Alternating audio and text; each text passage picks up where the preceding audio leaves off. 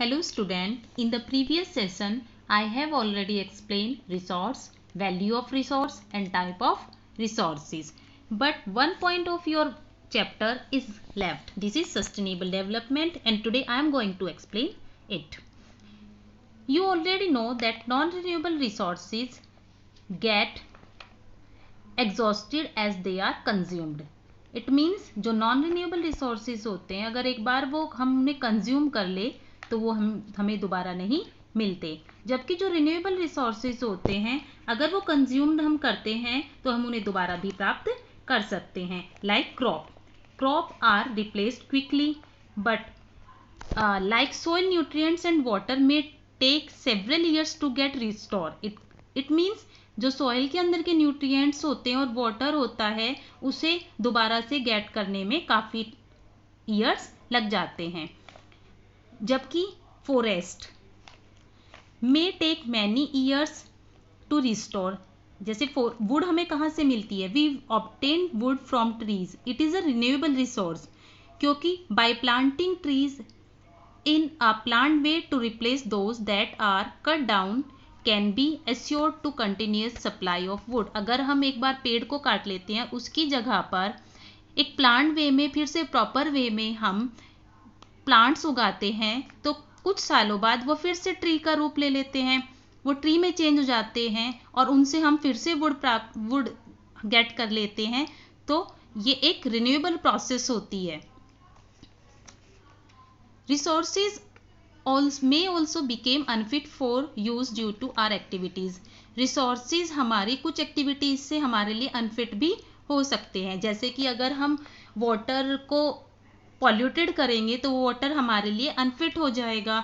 अगर हमारी सारी रिवर्स जैसे आज के टाइम में पॉल्यूटेड होती जा रही है और वाटर की स्कैर्सिटी बढ़ती जा रही है पूरे वर्ल्ड में, अगर ऐसे ही बढ़ती रही तो वो दिन दूर नहीं जब हमारे लिए वाटर मिलना भी बहुत मुश्किल हो जाएगा. So we do not preserve if we do not preserve quality of our resources and protect our resources from depletion, वो दिन दूर नहीं कि हमारे लिए ये रिसोर्स एक दिन कंप्लीटली एग्जॉस्टेड हो जाएंगे, पूरी तरह खत्म हो जाएंगे.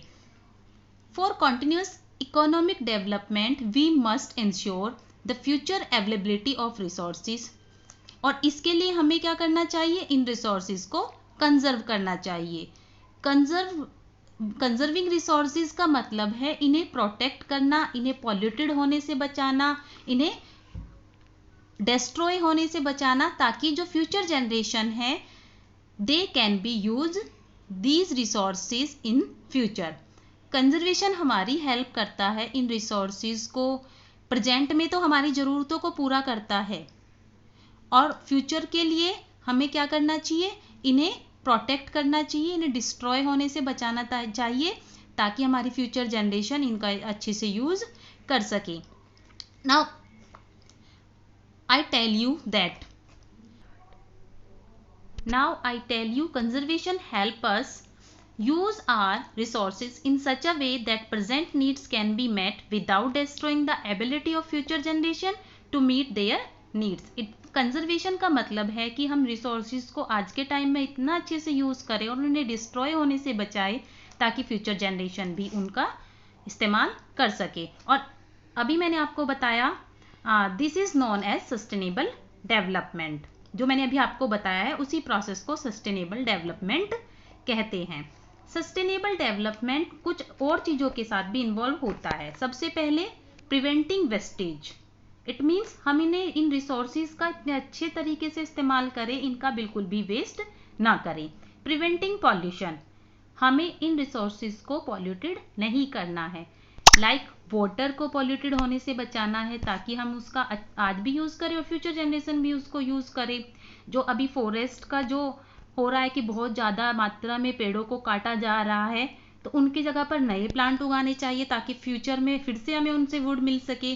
Preventing the biological diversity on earth, recycling reusable resources, और जिन रिसोर्सेज को हम दोबारा से रिसाइकल करके यूज़ कर सकते हैं उन्हें हमें फिर से यूज़ करना चाहिए. Using more abundant alternatives instead of scarce resources. It means हमें जिन रिसोर्सेज का हमें पता है कि ये ख़त्म हो जाएंगे, उन रिसोर्सेज के हमें अल्टरनेट भी ढूंढने चाहिए। So students, this chapter is complete. Now I tell you the points that we should remember. So I am telling you that things to remember. So listen me carefully. I am telling you the points of this chapter. First, anything that satisfy human needs is called a resource. जो भी चीज़ें human needs को satisfy करती हैं वो एक resource है। All resources have some utility and value. हर रिसोर्स की अपनी एक वैल्यू होती है। रिसोर्सेज जो हमें नेचर से मिलते हैं वो नेचुरल रिसोर्सेज होते हैं, जैसे air, water, mineral, forest and wild life. Human beings is also a resource. वो अपनी क्वालिटी और एबिलिटी से एक रिसोर्स होते हैं। एग्जाम्पल, एजुकेशन और health. Third is human made resources like building, roads and machine. These are the example of human made resources. Natural resources that are present in unlimited quantities are called renewable resources.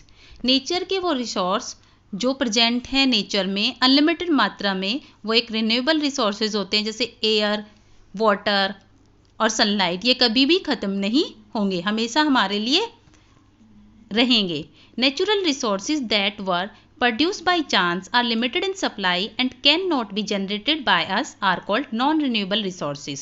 Nature के वो resources जो by chance produce होते हैं और जिनकी supply limited होती है और जो हमारे द्वारा जनरेट नहीं किए जा सकते, उन्हें नॉन रिन्यूएबल रिसोर्सेज कहते हैं। जैसे फॉसिल फ्यूल और मिनरल्स का जो स्टॉक है, अगर हम उसे ऐसे ही यूज़ करते रहे तो वो एक दिन ख़त्म हो जाएगा और उसे बनने में फिर मिलियंस ऑफ ईयर्स लगेंगे।